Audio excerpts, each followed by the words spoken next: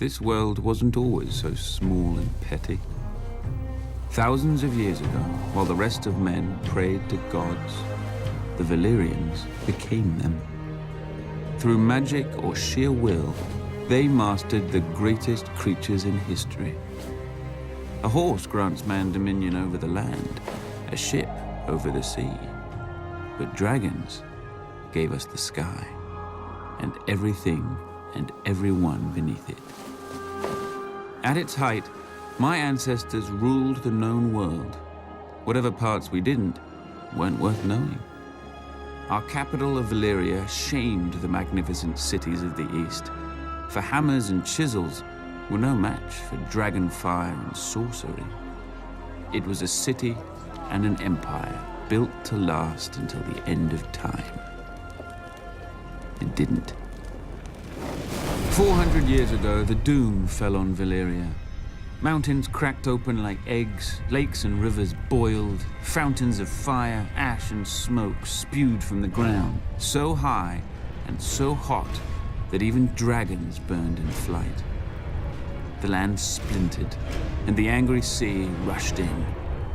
In hours, the greatest city in history became history. But my ancestors didn't burn or drown with the rest of their race. 12 years before the doom, despite the sneers of his rivals, Aenar Targaryen abandoned the capital with his family. Legends claim that his daughter foresaw the destruction of the city in a dream. More likely, Aenar met with some mishap at court and chose exile over execution. He and House Targaryen slinked away to a dreary, remote, god-forsaken island. Forsaken no longer. With arts now lost to the world, we transformed a tiny outpost into Dragonstone, a fortress fit for the last dragon lords. Then Aenar's descendants settled into it like a tomb for their lost homeland. Until Aegon. When he looked east, he saw the past, old, tired, dead. But when he looked west, he saw the future. Gold in the ground, gold in the fields, and no dragons in the sky but his. He and his sisters, Rhaenys and Visenya, flew over the great continent, ostensibly visitors to a strange land. But when Aegon returned, he ordered construction of a massive table carved in the shape of Westeros, with all the notable rivers and mountains that they had seen. A personal map of the Seven Kingdoms, then ruled by 7 squabbling families. House Durrandon held the Stormlands from their seat at Storm's End, due south of Dragonstone.